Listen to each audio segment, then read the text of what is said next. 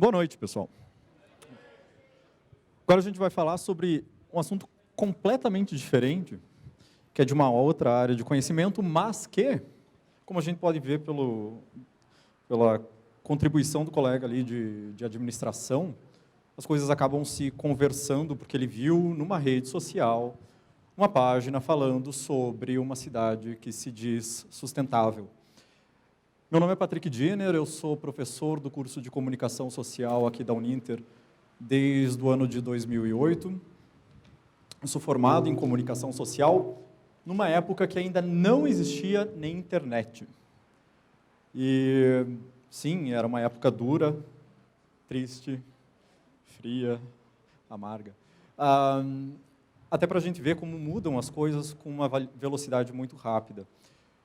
Eu sou pós-graduado em Comunicação Audiovisual e eu tenho mestrado em Comunicação em Linguagens e agora eu sou doutorando também em Comunicação e eu trabalho com redes sociais, mídias digitais, novas tecnologias e audiovisual.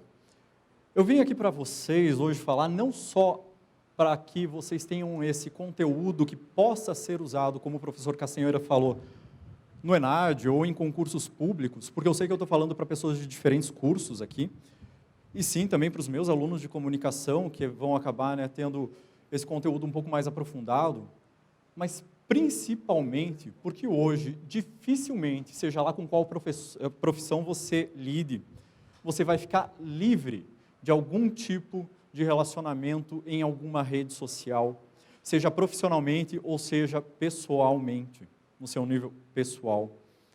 E não só redes sociais, novas tecnologias, vocês usam, eu uso. E mesmo que você diga, não, eu não uso redes sociais, eu não faço parte do Facebook, nunca fiz parte do Orkut, não gosto disso daí, os seus clientes, as pessoas que trabalham com vocês, as pessoas que vão te contratar, usam, trabalham, conhecem vocês primeiro através de redes sociais e através dessas novas tecnologias. E por isso que é bom que você saiba não só o que é a rede social, e sim como lidar com ela e como que ela lida com você. Porque isso daí sim é mais importante do que você saber lidar com o Facebook, porque você pode estar se perguntando também, o que eu estou fazendo aqui, ouvindo uma palestra sobre uma coisa que eu sei. Eu sei lidar no Facebook, eu entro todo dia lá, eu vejo que meus amigos postam, eu vejo lá as notícias que eu acompanho, eu comento. Para que eu vou ouvir uma palestra sobre uma coisa que eu conheço? Todo mundo já viu e já se perguntou, e às vezes já até entrou em debate com pessoas que você não tem a mesma opinião nessas redes sociais, ou já recebeu o comentário daquela tia sem noção, que você posta uma foto e ela comenta uma coisa que você quer assumir porque ela comentou aquilo. Nós, aqui, seja lá de qual curso for, não podemos ser esses analfabetos digitais quando a gente sair daqui. Hoje, 1,5 bilhão de pessoas acessam o Facebook mensalmente no mundo. Esse número é mensal, 1,5 bilhão. Quantos habitantes tem no Brasil?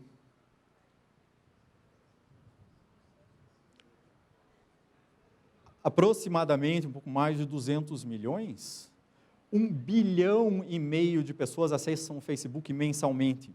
Mês passado, o Facebook bateu um recorde de acessos em um dia.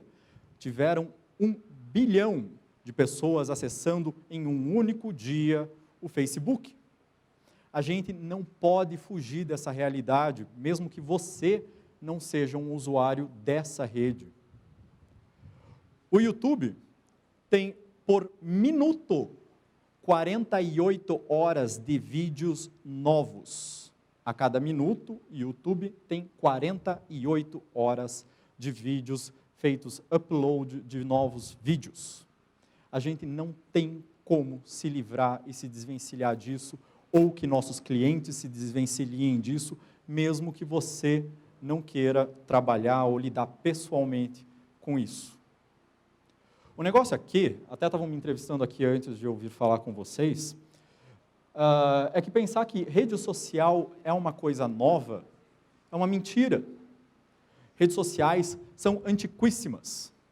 As redes sociais existiam já na pré-história, quando tribos ou grupos de famílias diferentes se reuniam por algum fim comum, por alguma coisa que eles queriam ter de benefício próprio. Eles se reuniam em torno da fogueira e isso já era uma construção de uma rede social.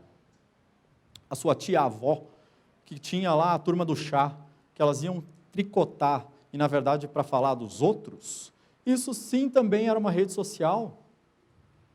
Só não era digital. O que a gente tem hoje são as mesmas redes sociais, entretanto digitais.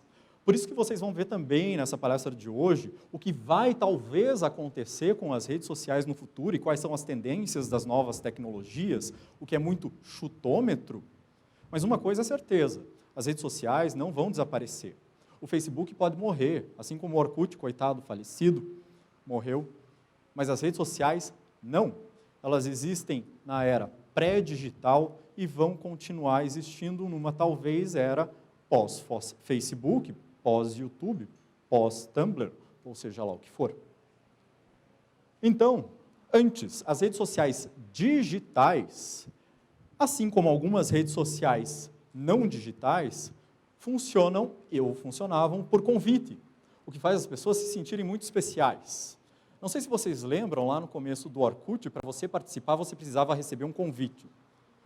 E daí você saía pedindo convite, por favor, me dá um convite, porque eu quero participar dessa rede social. E daí você se sentia muito especial, porque você conseguiu finalmente entrar no Orkut. E depois eles abriram a porteira e entrava todo mundo. E você não era mais tão especial assim. A primeira rede social digital surgiu em 1995 e se chamava Classmates nos Estados Unidos. Por quê? Ela surgiu em 1995, como eu falei, antes de existir Facebook ou qualquer uma outra parecida com essa, para reunir pessoas que tinham estudado junto, né, no ensino fundamental, no ensino médio, que estudaram lá junto e queriam se reencontrar. Coisa que hoje eu quero fugir desse povo, né, eles queriam se reencontrar nessa rede social. Enfim, a primeira rede social que surgiu foi com esse fim, com essa finalidade. Ela era paga. Se você quisesse reencontrar com alguém que tivesse estudado com você, você tinha que pagar para participar. E ela também era fechada por isso, porque ela não tinha a sua plataforma aberta para você ver o que você quisesse, a não ser que você pagasse. Eu não pago para usar o Facebook. Eu não pago para usar o YouTube. Eu não pago para usar o Tumblr, o Pinterest, o LinkedIn. Acredito que a grande maioria de vocês também não pague. Veja que bacana que o Zuckerberg é, e que todos esses fundadores dessas grandes empresas, dessas grandes plataformas são, porque eles dão esse serviço para a gente, todos de mão beijada, de graça, a gente não paga nada. Eles são muito bonzinhos. Quase Madre Teresa de Calcutá 2. A gente não paga nada. Eu não pago nada para acessar o Google Maps, para ver como eu vou chegar em algum lugar. É tudo de graça. O que me faz perguntar, e me faz perguntar para vocês também, e eu me pergunto, então, para essas empresas, quem somos nós? Nós somos clientes? A gente não está pagando. Estou pagando, não. Estou pagando, não.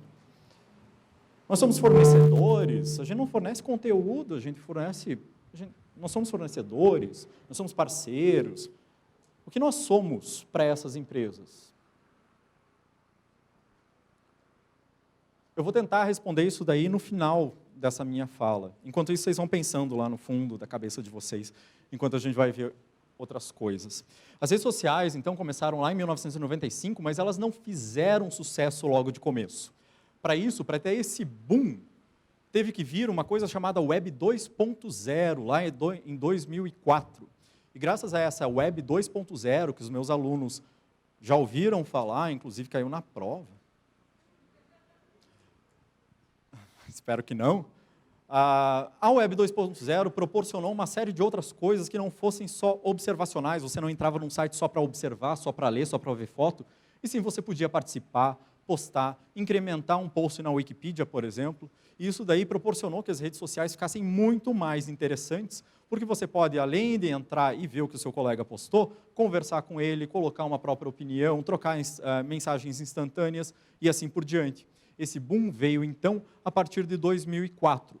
Mas, como vocês mesmos sabem, essas redes sociais digitais aparecem e desaparecem, fazem sucesso e não fazem sucesso. Enquanto existe o Facebook, existem uma centena de outras tentando fazer sucesso nesse exato momento para desbancar o Facebook do posto que ele está, como a rede social mais acessada do mundo.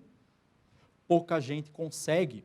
O Google, que é o Google, não conseguiu até agora com o Google Plus, aquela rede social que eles lançaram e que parece um deserto. Você entra lá, você não vê ninguém. O dia que vocês quiserem ficar sozinhos, eu aconselho vocês a entrarem no Google Plus. Você entra lá, né, fica sozinho, quer passar um tempo consigo, não tem ninguém no Google Plus.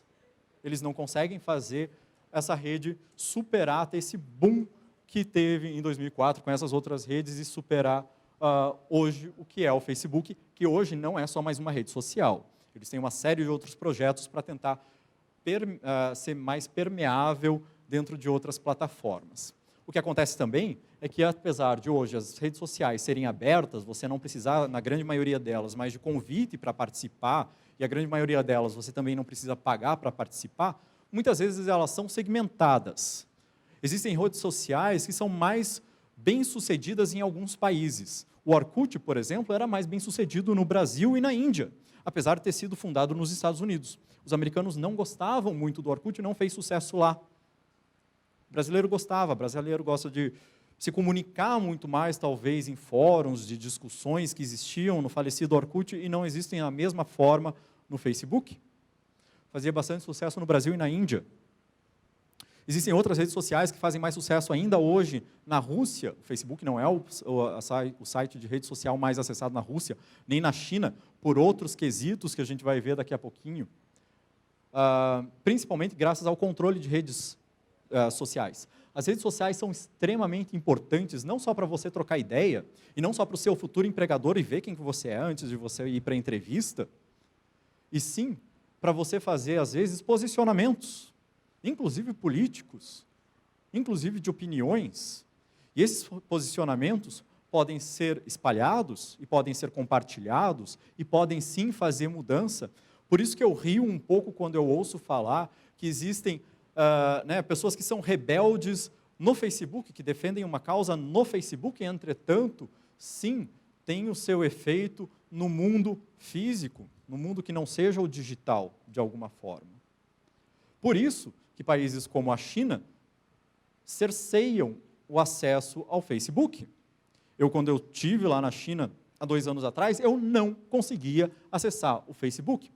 Algumas pessoas que eu conversei lá, que não eram chineses, eles faziam uma série de coisas para burlar o acesso ao Facebook para que eles conseguissem acessar, porque do modo padrão, pelo IP da própria máquina, eles não conseguiam, porque a China bloqueia. Por quê? Por que eles têm esse interesse em bloquear o Facebook? Uma coisa tão bacana, vai lá trocar foto da festa, marcar você em foto feia que você não quer aparecer. Que problema vai dar isso para o governo, a não ser para você mesmo? Dá muito problema. Por isso que lá, eles têm uma rede social própria, que é controlada pelo governo, assim como as pesquisas no Google são controladas e tudo mais, eles têm um buscador próprio que não é o Google. Lá eu conseguia usar só o Instagram como rede social. Então, existe um controle, sim, dessas redes sociais, com um interesse, que não é só ver a sua foto. E tem muito a ver também com aquela pergunta que eu fiz no começo para vocês: quem somos nós para essas redes sociais? Há um interesse muito grande em saber o que você curte, o que você não curte, em qual festa você foi, para onde você viajou. E a gente começa a traçar uma linha de pensamento para responder isso daí, quem que você é para a rede social, uma vez que o que importa para eles é saber todas essas coisas sobre vocês e sobre mim. A rede social também faz uma coisa interessantíssima, que é deixar pessoas como eu, como vocês, extremamente, ou dentro de um recorte, populares. O que vai mudar também a percepção da mídia sobre isso. Eu já falei para os meus alunos, e por isso que eu quero que quem tem aula comigo não responda essa pergunta, mas quem aqui já ouviu falar, e sim, eu vou falar de novo dela, desculpa, Carol. Quem aqui já ouviu falar da Kéfera? Levanta a mão. uma minoria. Você tem aula comigo, Bruna? Uma minoria. Uma minoria mesmo. A Kéfera, essa ilustre desconhecida, é uma curitibana de 22 anos, que é simplesmente a pessoa que mais tem seguidores no Brasil, tem mais inscritos no seu canal do YouTube. Ela tem 6 milhões de inscritos no seu canal do YouTube. De canais do YouTube brasileiro, ela só perde para canais que não são pessoais, que são canais de grupos de humor, como, por exemplo, Porta dos Fundos, que não é um canal pessoal, é um canal de humor. Existem 4 canais só no Brasil na frente dela, e ela tem quase 6 milhões de seguidores. Dentro dessa segmentação de público, dessa segmentação de target, o mercado vê sim o valor que uma moça como ela tem. E por isso que ela hoje ganha muito, mas muito mais que eu, e provavelmente muito mais que vocês, fazendo vídeo para o YouTube. Por isso que no ano que vem, ela vai fazer 3 filmes de longa-metragem, que ela vai ser a protagonista, e por isso que esse ano, na Bienal do Livro do Rio de Janeiro, ela foi a pessoa que mais vendeu livros, mais do que autores conhecidos de vocês, e que tinha um esquema de segurança tão forte, que ator da Globo nenhum tem, pelo acesso e pelo assédio das pessoas que seguem essa menina no YouTube, fizeram lá esse assédio muito agressivo até no evento que ela foi nessa Bienal. Essa ilustre desconhecida tem como canal de comunicação com esse público dela somente o YouTube. Ela não tem programa na TV, na mídia de massa. Ela não tem uma coluna num jornal, numa revista de distribuição impressa. Ela tem 5 para 6 milhões de seguidores, de inscritos no canal dela. 22 anos, aqui de Curitiba. Isso mostra um pouco para a gente esse poder de algumas das redes sociais e sim, dessa segmentação de público.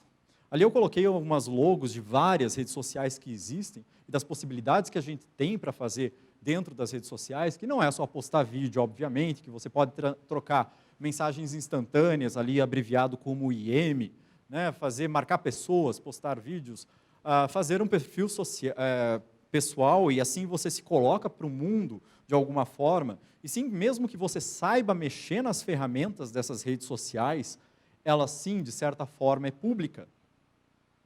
O que eu vejo de gente dita levemente esclarecida, confundindo coisas nessas redes sociais, não sabe se está postando publicamente ou se está postando só para um grupo, não sabe quem vê, não sabe se está mandando uma mensagem pessoalmente para tal conhecido ou se está publicando na sua linha do tempo e mostrando para todo mundo e achando que está conversando particularmente com alguém.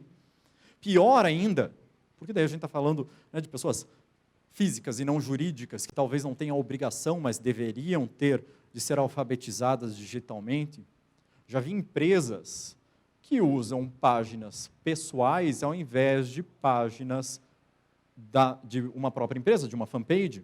Criam páginas como se fossem pessoas, e ao invés de você ter uma série de recursos que a página para a empresa, que é uma fanpage, permite, ele se tolhe por talvez não conhecer a possibilidade de criar uma página que é destinada à empresa. Que existe uma série de funções e recursos e controle sobre essa página e sobre quem acessa essa página, o que é muito mais interessante, que uma página pessoal não tem. Você, como usuário de alguma rede social dessas, como pessoa física, você não tem acesso a uma outra parte dessa rede social que está escondida, que é aberta somente para a pessoa jurídica, somente para quem faz fanpage. Uma série de dados, informações de quem acessa essa página, que você não tem. Mas que se você fizer uma fanpage, no caso do Face, ou fizer alguma página de empresa em alguma outra rede social, você passa a ter métricas que são importantes e que não só são importantes para você como profissional, são importantes para você como pessoa, de saber que elas são sim coletadas. Essas informações são recolhidas de vocês a cada vez que você entra num site, a cada vez que você faz um login, a cada vez que você permite usar tal coisa, e eu bato na mesma tecla. Todas, na grande maioria pelo menos, de graça. Antivírus, eu tenho AVG. Li uma matéria hoje de arrepiar sobre o AVG. O que eles fazem com a minha informação. Mas é de graça. Então, eu deixo. E a gente não lê, né, também, porque eles pedem a nossa permissão para fazer esse uso. E o negócio também é se perguntar onde está o dinheiro, então. Porque é tudo de graça. Ou pelo menos a grande maioria das coisas são de graça. De onde vem esse dinheiro? Eles são bilionários. Elas levantam montantes, né, inimagináveis de dinheiro, inclusive não só para essas empresas, mas para essa menina aqui de Curitiba e para tantos outros que trabalham com redes sociais, diretamente ou indiretamente. De onde vem todo esse dinheiro? Por que pagam tanto para ela fazer os seus vídeos hoje? Ou para que pagam alguém que trabalha no Facebook, uma vez que você não está pagando nada para eles? A monetização disso daí é uma coisa muito intrigante. E se fosse uma coisa de uma resposta fácil, talvez eu não estaria aqui, e talvez muitos de vocês também não. Uma das coisas que meus alunos me perguntam com frequência é: o que eu faço para transformar um vídeo meu num viral? O que eu faço para transformar um post meu em sucesso? O que eu faço para ser uma celebridade no YouTube? Ou mais além ainda, o que eu faço para eu conseguir com que o meu cliente faça sucesso numa rede social, para que o comercial dele seja visto, para que a mensagem dele seja passada? Se existisse uma fórmula fácil para isso, todo mundo faria, todo mundo teria os 5 milhões de seguidores que a Kéfera tem. No Brasil, só ela. Tem gente que corre atrás, mas não tem Globo que tem esse número de inscritos no canal, numa rede social. Essa menina tem. Onde está o dinheiro? A gente tem como segmentar e perceber quem acessa as coisas nas mídias, nas redes sociais, muito mais precisamente do que se eu faço isso através da televisão. Se eu perguntar para vocês qual é o perfil do público que assiste a novela das 9, vocês podem até ter na cabeça de vocês um perfil mais ou menos estipulado, mas se vocês pegarem os números do Ibope e o perfil exato de quem assiste a novela das 9, ou de quem assiste o Jornal Nacional, ou de quem assiste um programa de abrangência de massa como esses daí, vocês vão ver que há uma diversidade de público muito grande. É um público extremamente heterogêneo. E o anunciante paga muito caro para falar com um público heterogêneo como esse. Quanto custa para eu anunciar 30 segundos no Jornal Nacional?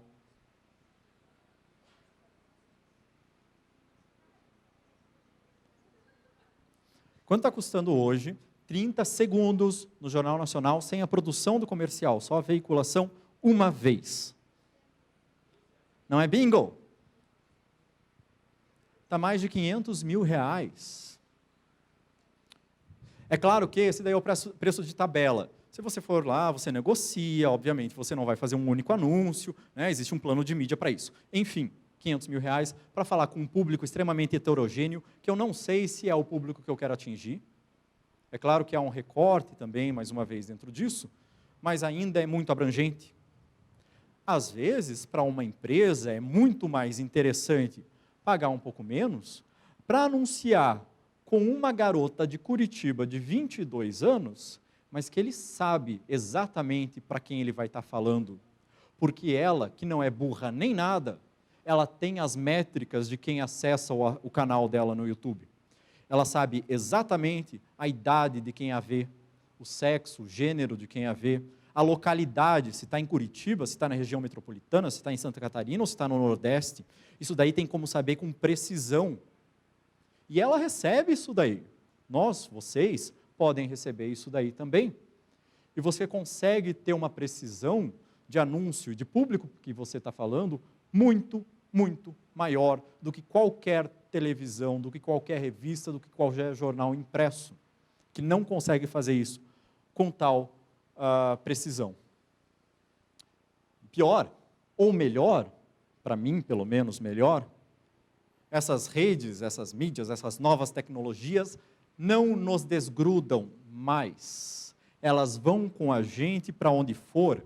Se lá em 95 eu precisava de um desktop para acessar lá a primeira rede social, Hoje, você pode estar acessando uma rede social enquanto está aqui me ouvindo ao mesmo tempo.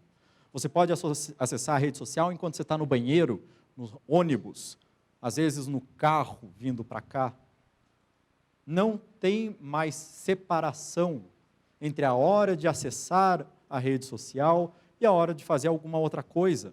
A gente vai ver daqui a pouquinho que uma das tendências também entre essas novas tecnologias são tecnologias de vestir, como relógios, smartwatches, e não só mais smartphones, e ela vai ficar cada vez mais presente e cada vez mais intrusiva, o que, para mim, que lida com isso daí, que trabalha com isso daí, é muito bom.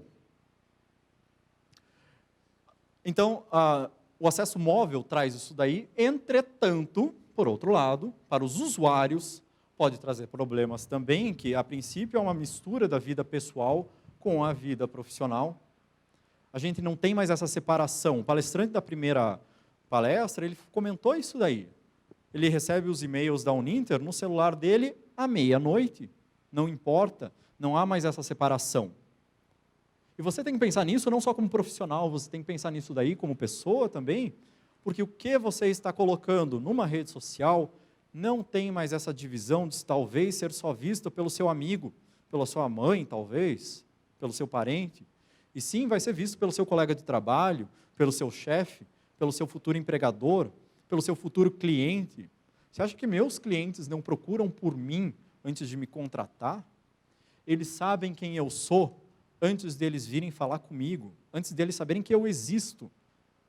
Eles me procuram, ou melhor, antes de eu saber que eles existem, eles me procuram, eles já sabem tudo sobre mim. E a gente faz a mesma coisa, a gente procura as coisas e vai para o médico sabendo às vezes mais que eles sobre os sintomas daquela doença, porque a gente fez um levantamento antes, e a gente começa a se misturar a vida pessoal, vida profissional, vida de convivência social, né? Essas bordas, essas barreiras já não são mais tão nítidas, e por isso existe também essa polarização nas redes sociais.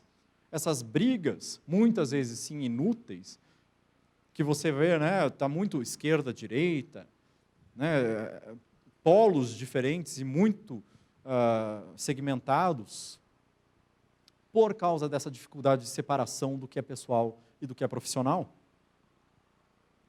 Coloquei ali um Mãe de Ná Feelings. A grande maioria de vocês talvez nem saiba quem é Mãe de Ná.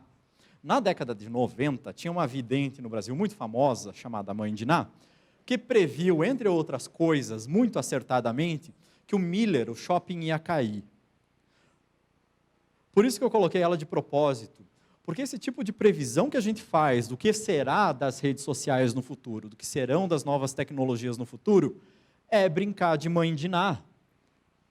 Muitas das coisas vão ser erradas. E as pessoas vão dizer, vai acontecer tal coisa e não acontece. Talvez com um índice de precisão ainda menor do que o da Mãe de Ná, acreditem. Porque não há nada mais impreciso do que esse tipo de futurologia, tentar dizer o que vai ser tendência. Entretanto, a gente tem algumas indicações, alguns fatores que indicam o que pode dar certo no futuro. E um deles é o que já vem acontecendo e que talvez pegue com bastante força, é a tendência dos wearables. Os gadgets, os materiais ligados digitalmente, online ou não, que você vai passar a vestir, o smartwatch que já existe, e vai ser melhorado, ele ainda é, né, meio capenga. Roupas que vocês vão ter como conectá-las. A gente já conversou também, os meus alunos, materiais que se conversam entre si sem precisar da interação humana. A internet das coisas é uma tendência muito forte. A minha geladeira, saber o que está faltando nela e se conectar com o supermercado para pedir leite, caso eu já habilite, permita que ela faça isso. Tem como fazer já hoje. Faltou leite nela, ela pede para o supermercado, eles entregam na minha casa, sem precisar da minha interação para que isso aconteça. Então, esses tipos de ideias do que podem vir a acontecer é sempre ligado com uma coisa que a gente já tem uma ideia antes, né? A tecnologia vestível, tênis que lançam para o seu celular ou para o seu relógio quantos passos você deu por dia, e já mandam para o seu cardiologista para ver como que está a tua pressão arterial e seus batimentos cardíacos. Um jogador de futebol, numa semana retrasada, achou que o Apple Watch, o relógio da Apple que ele estava usando, estava dando problema, porque ele ficava apitando, sem ter motivo para apitar, e ele estava tendo um princípio de infarto. E ele foi salvo, o médico falou isso, porque o relógio apitou sem ele ter sintomas. O relógio sabia disso antes dele. E é claro que num futuro muito próximo, essas informações não vão ficar só com ele, vão ser mandadas imediatamente para um 192 talvez, e daí, né, aqui pelo menos a gente espera que ele chegue, para a pessoa, mesmo que ela não esteja tendo sintomas do infarto. Transmídia é a mistura de mídias. É a gente parar com essa mania de tentar separar o que é digital e o que é real. Odeio essa palavra, você chamar o que é digital primeiro de irreal, como se as coisas não fossem reais só porque são digitais. As coisas digitais também são reais, elas só não são físicas na maioria das vezes. A transmídia mistura as duas coisas. Você vê um anúncio impresso numa revista e lá tem um QR Code, são aqueles códigos de quadradinhos pretos e brancos, e você pode acessar pelo teu celular a continuação daquele anúncio, ou mais informações sobre aquele produto, ou um comercial na televisão que pede para você continuar vendo o final daquele comercial no teu celular. Isso daí é uma tendência muito forte, a transmídia, a mistura de mídias, seja ela digital ou não, seja ela online ou offline. Internet das coisas, falei, a minha geladeira conversando com o supermercado, o meu carro conversando com o poste para ver se existe um carro, né, parado ali ou não, para dar essa informação para outros carros, uma vez que você precisa achar vagas para estacionar no centro que não seja em estacionamento. A internet das coisas também é uma tendência muito forte. Social Innovation, alguns nomes desses ainda não existe uma tradução, apesar de a gente conseguir traduzir literalmente para o português, mas ainda não é usado como termo em português. E a Social Innovation é o pedido de socorro, de ajuda ou de mudança social através das novas tecnologias, como acontece hoje com os refugiados da Síria, que estavam lá na Hungria, e as pessoas acharam um absurdo como pode um refugiado ter smartphone. Voltem para o país deles, você tem smartphone? Volte para o seu país, né? Como se isso fosse solução. Óbvio que não.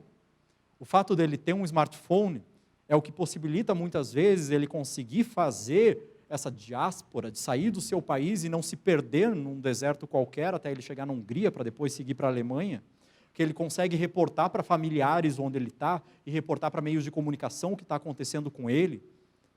Isso daí acontece hoje com muito mais força, pelo acesso que as pessoas podem ter a essa tecnologia e pela distribuição de redes sem fio de acesso à internet mais democraticamente. E o último, is there an app for that? É uma pergunta frequente, que quer dizer, existe um aplicativo que faça tal coisa? Se não, aí pode estar o dinheiro. Se você já perguntou para você mesmo, poxa, por que não tem uma coisa para eu baixar no meu telefone que faça tal coisa? Aí pode estar o dinheiro, aí pode estar a solução para algum problema social, aí pode estar a solução para algum problema da sua região, ou para um problema pessoal mesmo. Procure se não tem um aplicativo para aquilo, e se não tiver, se pergunte por que não tem. E se ele for viável, põe em prática. Essa é uma tendência extremamente forte de se criar aplicativo para absolutamente tudo. Uma das coisas discutidas e brigadas nas redes sociais é: cadê o seu anonimato? Alguém já ouviu falar de Andy Warhol? Andy Warhol. Ele pintou lá os quadros com repetições de sopa Campbell, de latinhas de sopa, da Marilyn Monroe em várias cores. Ele foi o precursor da pop art. E ele fez, entre outras coisas, cunhar frases famosas de impacto, e uma delas era: todo mundo no futuro, isso lá na década de 60, 70, todo mundo vai ter 15 minutos de fama. O problema é que hoje a gente não consegue ter 15 minutos de anonimato. Se eu quiser pesquisar sobre qualquer um de vocês, eu consigo. Se eu quiser pesquisar sobre qualquer um de vocês, sobre dados que vocês não fornecem diretamente online, eu consigo. Ah, Patrick, mas eu não tenho Facebook. Não importa. Se você tem um e-mail, você tem que fornecer dados para eles, como sua idade, sua localização, seu gênero. Eu consigo essas informações sem nunca ter visto você na vida. Além disso, eu consigo informações muito mais precisas, como saber onde você esteve às 14 horas da segunda-feira dessa semana. Sim, se você tem um smartphone, eu consigo saber isso. Ele rastreia você e para você usá-lo, você deu a sua autorização.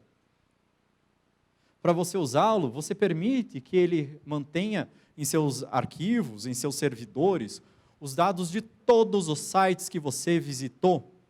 Independente se você apaga do seu histórico do navegador ou não, ele tem tudo isso obrigatoriamente registrado.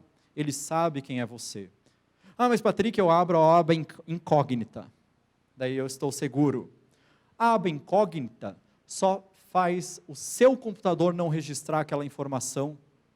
Os servidores do Google, do Facebook e de todas essas outras redes e provedores de serviços de graça registram e mantêm isso daí para seu uso próprio. Seus números de telefone, seus números de CPF, sua residência, seu endereço de onde você trabalha, é conhecido dessas empresas, é vendido por essas empresas e é público, porque você permite que elas usem. O AVG, antivírus, ele tem registro do meu telefone e de todos os sites que eu acesso, mesmo quando eu não esteja com o AVG online ligado no meu computador. Eu dei permissão para ele fazer isso assim que eu instalei-o. Ele monitora, ele e tantos outros. Volto a perguntar para vocês, quem somos nós para essas redes sociais? Clientes? Parceiros? Eles têm esses dados sobre nós, porque nós, de bom grado, fornecemos. Por isso que eu coloquei ali, a sua vida online é uma tatuagem. Ela não vai ser apagada jamais. Aquela selfie que você colocou, aquela foto que tiraram meio bêbado de você, e que você não queria que tirasse. E tantas outras coisas. Claro que a gente sabe que existem. Fotos, manda nudes, né? É um problema isso.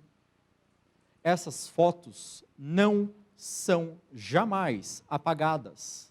Mesmo que a pessoa para quem você mandou apague do aparelho dela, elas estão lindamente salvas num servidor para todo o sempre.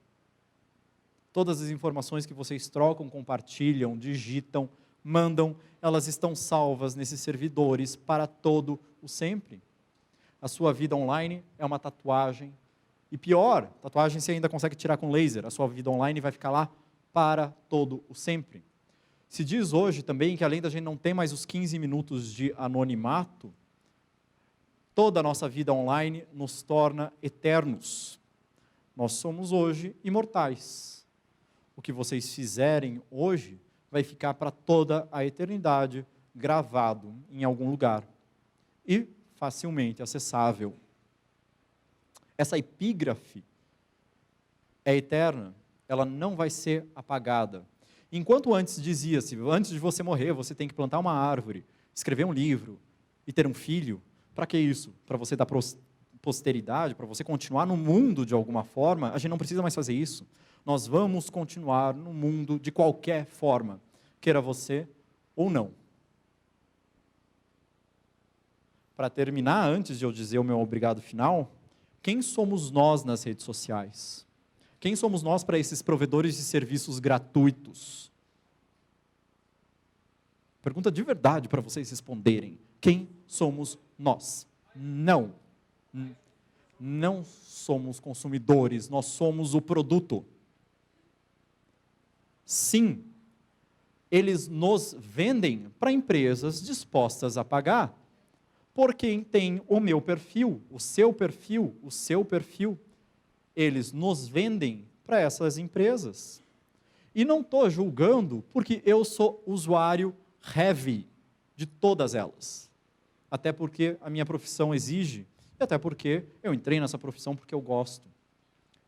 Mas eu tenho consciência plena de que quem é o produto?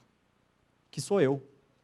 Eles vendem as minhas informações porque eu permito, eu concordo que elas sejam vendidas. Você também. Ao aceitar os termos de uso de qualquer um desses serviços, você está aceitando que essas informações sejam vendidas e você é o produto. Ok? Eu deixo ali os meus contatos das redes sociais, é só procurar por qualquer um desses dois, em qualquer uma delas, e vocês me acham. Essa é a minha tatuagem. Obrigado, pessoal, para quem ficou até o final. Quem quiser fazer perguntas, eu estou aberto também, mas eu também vou liberá-los para não prender mais ninguém aqui. Podem vir a mim diretamente ou me achar em qualquer uma dessas redes. Ok? Obrigado.